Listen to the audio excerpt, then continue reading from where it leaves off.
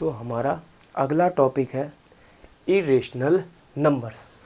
तो ये जो हमारा टॉपिक है इरेशनल नंबर्स, तो आप समझ जाएंगे कि मैं क्या आपसे कहना चाहता हूँ और मैं आपको क्या समझाना चाहता हूँ इरेशनल नंबर के बारे में।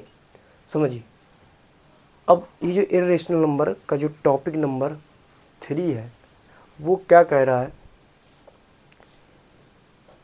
आपको ध्यान से समझना है चीज़ों को, नहीं तो आप बिल्कुल भी समझ नहीं पाएंगे। टॉपिक नंबर 3 कह रहा है, ध्यान समझिए। अभी आप ये वीडियो जब भी आपको समझ में आएगी जब आप इसका टॉपिक नंबर 1 और 2 आप देखेंगे जाके इसके बैक, ठीक। वो शायद लेक्चर नंबर 7 या 8 होंगे, वो दोनों लेक्चर नंबर 7 या 8 होंगे। ये समथिंग लेक्चर नंबर हमारा कॉन्सेप्ट का 9 चल रहा होगा, ठीक। मैं उसके अलग से एक प्लेलिस्ट बना दूंगा, ठीक। अगला टॉपिक है, कह रहा है कि if m is a positive integer. ध्यान समझिएगा, कह रहा है if m is a positive integers, m is a positive integers, ठीक। कह रहा है which is not perfect cube, which is not perfect cube. पहले डेफिनेशन में दिया गया था नॉट परफेक्ट स्क्वायर, अब इसमें बोल रहा है कि परफेक्ट क्यूब, ठीक। कह रहा है then is called rational number, is called rational number. अब समझिए क्यों रेशनल नंबर्स हैं, उसके लिए हम सिंपल से क्या बात करते हैं। तो देखिए, कह रहा है कि कोई भी एक ऐसा पॉजिटिव नंबर हो, ठीक, समझिए। हाँ, अब वो जो पॉजिटिव नंबर है वो ना ही परफेक्ट क्यूब हो, परफेक्ट क्यूब नहीं होना चाहिए। तो आप कहोगे सर परफेक्ट क्यूब तो हमने पढ़ा नहीं है, क्या होता है, कैसे क्या करते हैं, नहीं समझ में आ रहा है। तो सर आप समझाइए। तो मैं पहले बताता हूँ परफेक्ट क्यूब क्या होता है और परफेक्ट क्यूब क्या नहीं होता है। परफेक्ट क्यूब क्या होता है और क्या नहीं होता है, हम उसके बाद पे चर्चा करने वाले हैं। तो समझिए परफेक्ट क्यूब क्या होता है। जैसे मान लीजिएगा मैंने कहा 1 का क्यूब करिए कितना आएगा, तो कहोगे सर 1 क्यूब क्या मतलब क्या होता है, क्यूब तो हमने पढ़ा ही नहीं। लेकिन क्लास 8 में आपका चैप्टर था परफेक्ट स्क्वायर और परफेक्ट क्यूब, आपने वहाँ से पढ़ के नहीं आए। तो आप कहोगे सर कैसे, आप तो चलो पहले बोर्ड पे लिखते हैं फिर समझते हैं, ठीक। अब देखिए,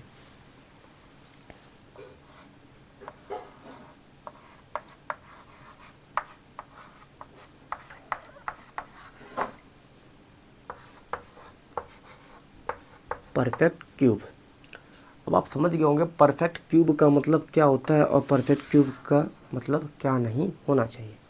तो इस लाइन को हम लोग थोड़ा सा बाजू में ड्रॉ कर लेते हैं, ठीक। अब समझिए परफेक्ट क्यूब का मतलब क्या होगा, परफेक्ट क्यूब और क्या नहीं होंगे। हम सपोज़ करो कि 1 है,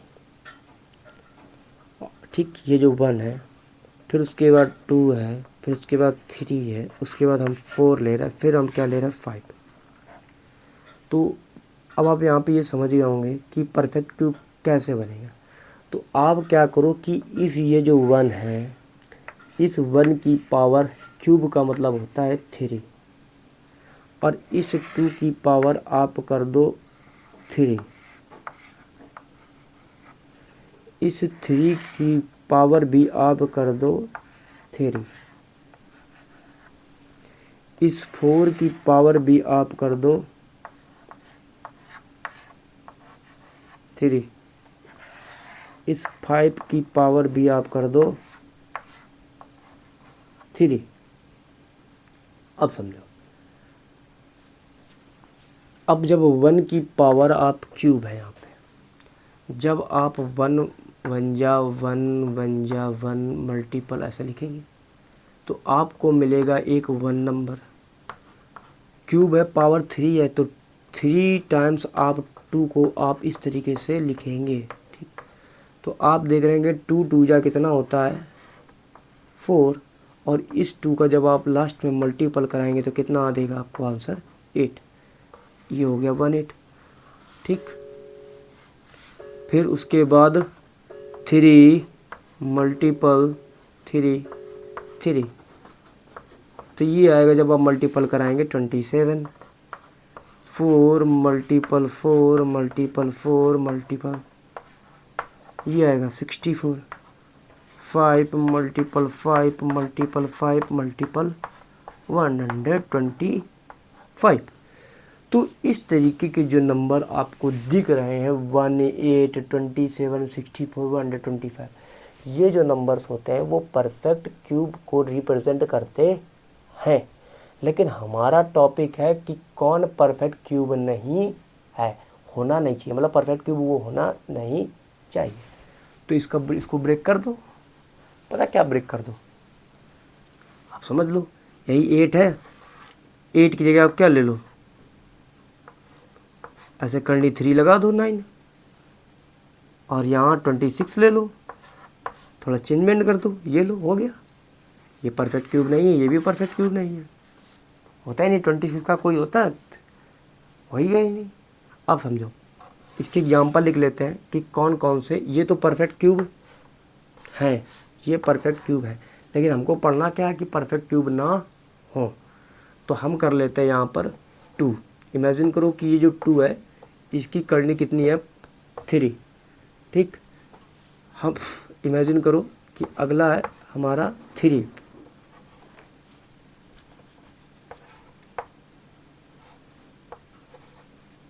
इमेजिन करो है ये 4,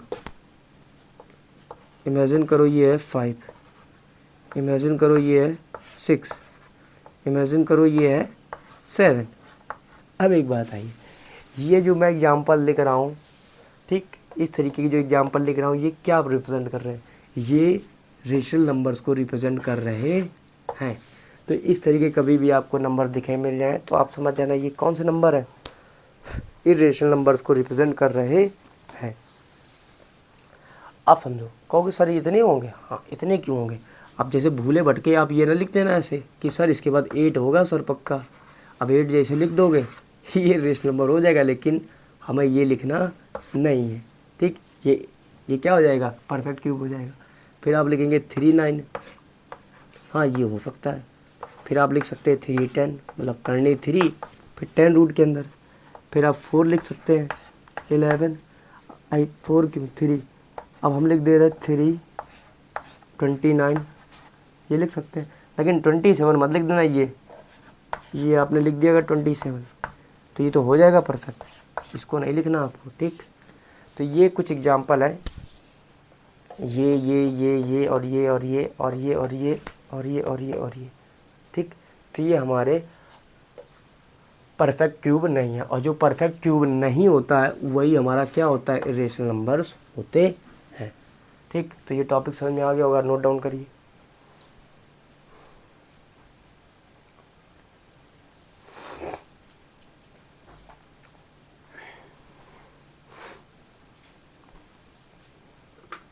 देखिए अभी आगे और सब देते हैं। तो आपने समझ लिया कि परफेक्ट क्यूब कौन से होते हैं और परफेक्ट क्यूब कौन से नहीं होते हैं। तो इमेजिन कर लिया होगा कि सर अगर कहीं 8 आ जाए, 27 आ जाए, 64 है, 125 आ जाए, तो इस तरीके के जो नंबर होते हैं वो परफेक्ट क्यूब होते हैं।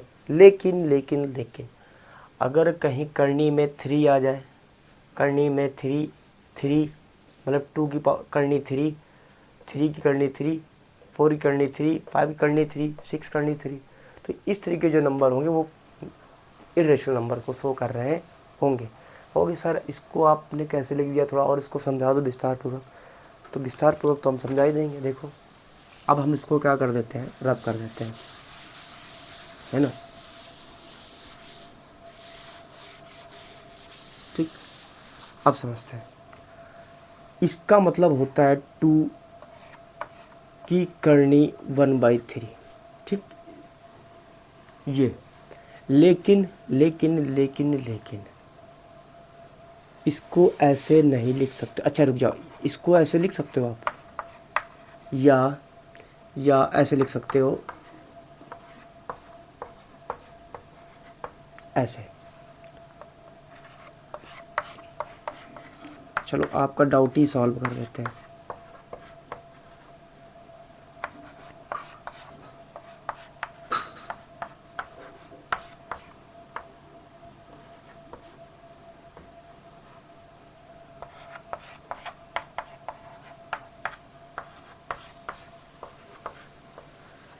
अब बताइए, अब फंसे आप लोग। कॉन्सेप्ट नहीं पढ़ा होगा तो फंस गए, कॉन्सेप्ट नहीं पढ़ा होगा तो फंस तो जाओगे ही, फंसना तो लाजमी है कि नहीं? ठीक, क्यों लाजमी है समझ लो। यहाँ पर ये नंबर सही है कि ये नंबर सही है?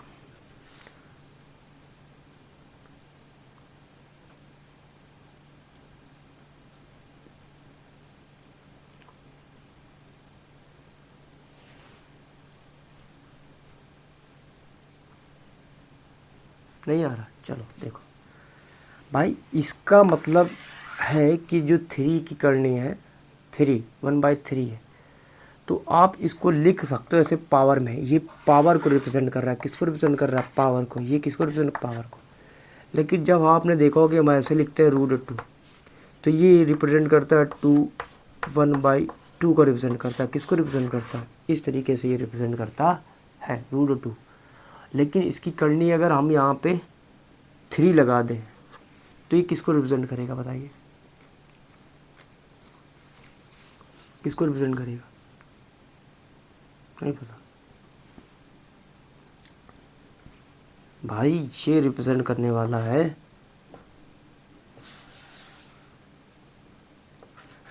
1/6 को। 1/6 होगा। तुम कहोगे सर इसका मान 1/2 होता है, तो ये इधर आ जाएगा। ठीक, तो अब समझ लो कि इस तरीके से अब कुल मिला के मुद्दा ये बनता है कि ये रेशनल नंबर है या नहीं है। ये तो समझाने का तरीका है मेरा। तो आपको कहीं भी ऐसे नंबर्स लिखे मिल जाए, समझ लो ऐसे, तो ये क्या होंगे? इरेशनल को ही शो करते हैं। मेरा समझाने का मतलब यही है कि इस तरीके से कहीं भी आपको नंबर्स वगैरह मिल जाएं पावर में, पूछा ये रेशनल नंबर है, तो आप मुंडी ऐसे हिला देना, कहना सर ये रेशनल नंबर इरेशनल नंबर्स हैं। वो कहेगा नहीं है, कह देना है। तो ये सब नंबर्स क्या है? हमारे इरेशनल नंबर्स को ही शो करते हैं। ठीक, तो अगला टॉपिक हमारा है द नंबर। कौन सा टॉपिक है अगला? The number. तो देखो अगला टॉपिक हमारा है 4 नंबर। ठीक, तो ये सब आप नोट कर लेना। इस तरीके से अगर कहीं आपको दिख जाए तो समझ जाना ये इरेशनल नंबर के फॉर्म में ही है। अब ज़्यादा इसको डीप मत जाओ, नहीं तो फिर गड़बड़ हो जाएगी। और हैशटैग नंबर हमारा 4, कॉन्सेप्ट नंबर हमारा 4। कॉन्सेप्ट नंबर 4 हमारा क्या कहता है? कह रहा है कि द नंबर, कह रहा the number of pi is a number whose exact value is not 22/7. In fact, pi has a value which is non-terminating and non-repeating. Non-terminating and non-repeating. So pi is a irrational number while 22/7 is a rational number. ठीक,